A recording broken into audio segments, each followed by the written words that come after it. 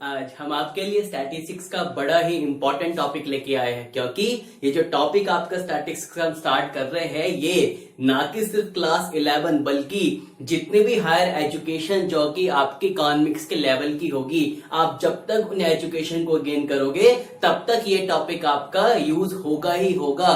सिर्फ ये अकेला टॉपिक स्टूडेंट ऐसा है जिसके बिना हम कोई भी न्यूमेरिकल क्वेश्चन सॉल्व नहीं कर सकते।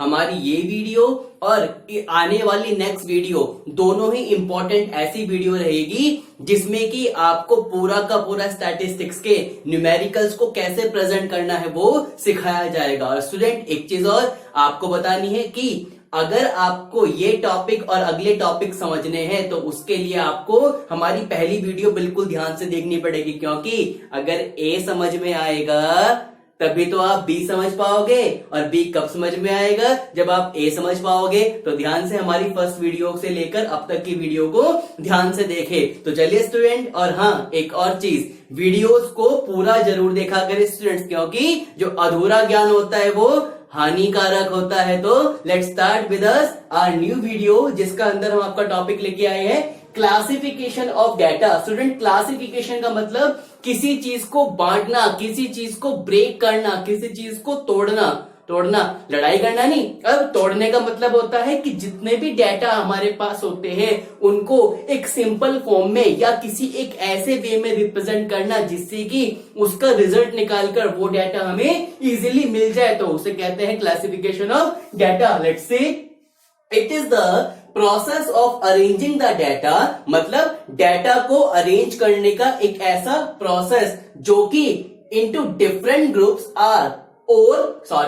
Classes according to some common points, मतलब एक ऐसा प्रोसेस जिसके अंदर डाटा को ग्रुप्स में या क्लासेस में एक ऐसे पॉइंट के अकॉर्डिंग ब्रेक किया जाए जो कि कॉमन होते हैं। सपोज कीजिए हम एक क्लास के अंदर खड़े हैं, एक स्कूल के अंदर हम क्लास के अंदर जाते हैं और हमें यह पता करना है कि किन किन स्टूडेंट्स के मार्क्स जो है वो सबसे कम आ रहे हैं।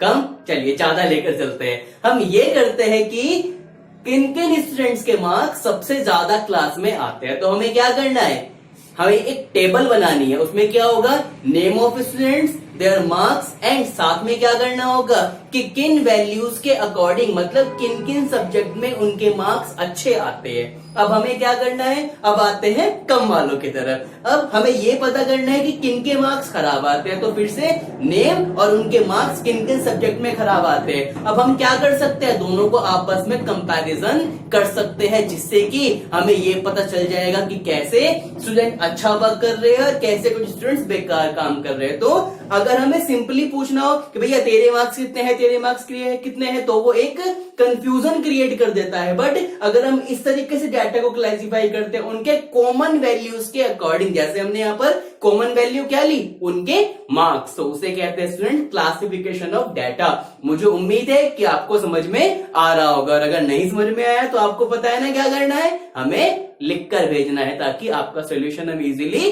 कर सके। अब फिर से एक बार इसका मीनिंग देखते हैं स्टूडेंट। क्लासिफिकेशन ऑफ डाटा का मतलब जब डाटा को क्लासिफाई मतलब अरेंज कर दिया जाता है किसी कॉमन मेजरमेंट के अकॉर्डिंग, तो उसे क्या कहते हैं, क्लासिफिकेशन। अब जब डाटा को हम लोग क्लासिफाई कर देते हैं तो उसका क्या बेनिफिट होता है, उसको कुछ ऑब्जेक्टिव्स होते हैं, हम क्यों उसे ऐसा करते हैं, तो वो ऑब्जेक्टिव्स आपके सामने लिखे हुए हैं। इन ऑब्जेक्टिव्स के लिए स्टूडेंट्स हम एक एग्जांपल साथ में लेकर चलते हैं। जैसे आपका जो रिपोर्ट कार्ड होता है, वो रिपोर्ट कार्ड क्या रिप्रेजेंट करता है कि आपने पूरे एनुअल ईयर में स्टार्टिंग से लेकर अब तक कितना काम किया है, मतलब आपके एफएज में मार्क्स कितने आए हैं, एसएज में मार्क्स आपके कितने आए हैं, वो सब चीज तब जाकर आपका रिजल्ट निकलता है। तो हम उसी एग्जांपल को इन सब ऑब्जेक्टिव्स में लेकर चलेंगे। कौन से एग्जांपल को, आपके रिजल्ट को, आपके रिपोर्ट कार्ड को। तो देखिए,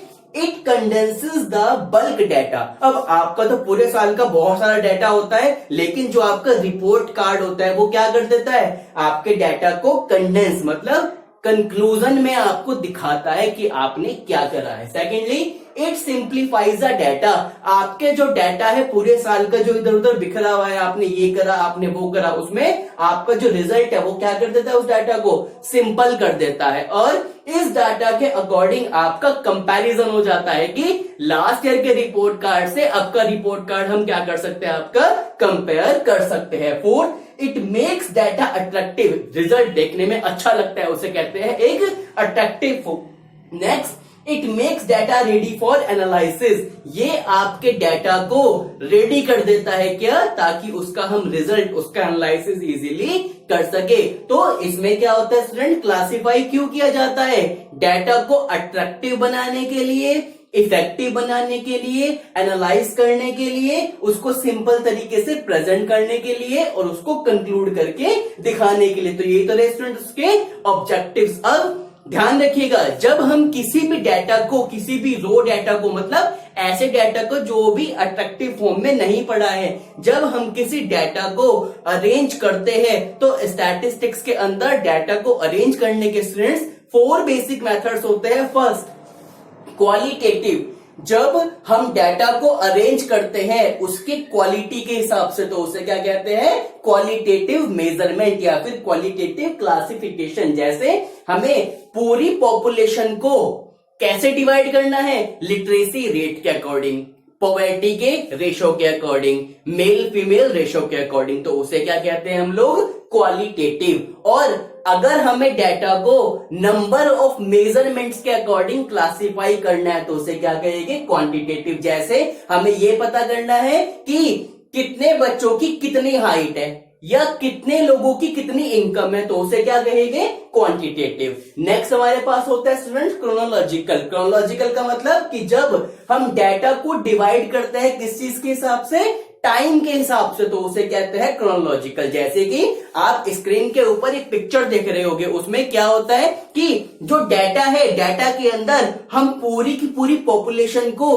किस चीज के अकॉर्डिंग डिवाइड कर रहे हैं, उसकी पॉपुलेशन में कितने ईयर बाय ईयर जो है वो कम से कम इंक्रीज और डिक्रीज जो है उसकी वैल्यू हुई है। जैसे 1941 में कितनी पॉपुलेशन थी, 31.87 करोड़, और 51 में कितनी हो गई, 36.11। ऐसे ही आप देख रहे हो कि अलग अलग ईयर में अलग अलग पॉपुलेशन हमारे सामने है, तो उसे क्या कहेंगे हम लोग, क्रोनोलॉजिकल। और बात आती है ज्योग्राफिकल। जब डाटा को हम उसकी ज्योग्राफिकल बाउंड्री या फिर लोकेशन के बेस पर क्या करें, डिस्ट्रीब्यूट करें, तो उसे कहते हैं हम लोग ज्योग्राफिकल क्लासिफिकेशन। जैसा कि आप एग्जांपल में देख रहे हो, हमने क्या लिखा है, हमने 3 स्टेट्स में पूरी जो है वो फूड ग्रेन्स की प्रोडक्शन को डिवाइड कर दिया है। जैसे आंध्र प्रदेश में इतनी है, बिहार में इतनी है, कर्नाटका में ये है, पंजाब में ये है और यूपी में ये है। तो स्टूडेंट्स इसे कहते हैं ज्योग्राफिकल डाटा क्लासिफिकेशन। तो यहां पर ये हमारा topic students classification of data, इसके ऑब्जेक्टिव्स और इसके टाइप्स के साथ कंप्लीट हो गया। इसके बाद हम जो आपके लिए नेक्स्ट वीडियो लेके आने वाले हैं उससे आपको बिल्कुल क्लियर हो जाएगा कि स्टैटिस्टिक्स के अंदर सारे के सारे न्यूमेरिकल जो है वो कैसे रिप्रेजेंट करते हैं। तब तक के लिए स्टूडेंट इन वीडियो को जो अब तक हम दे चुके हैं और इस वाली वीडियो को ध्यान से देखें और पूरा देखें, ताकि आप पूरी नॉलेज गेन कर सके और आगे के लिए स्टडी को अपनी कंटिन्यू करते रहे और पढ़ते रहे। तब तक के लिए be safe and happy. Thank you.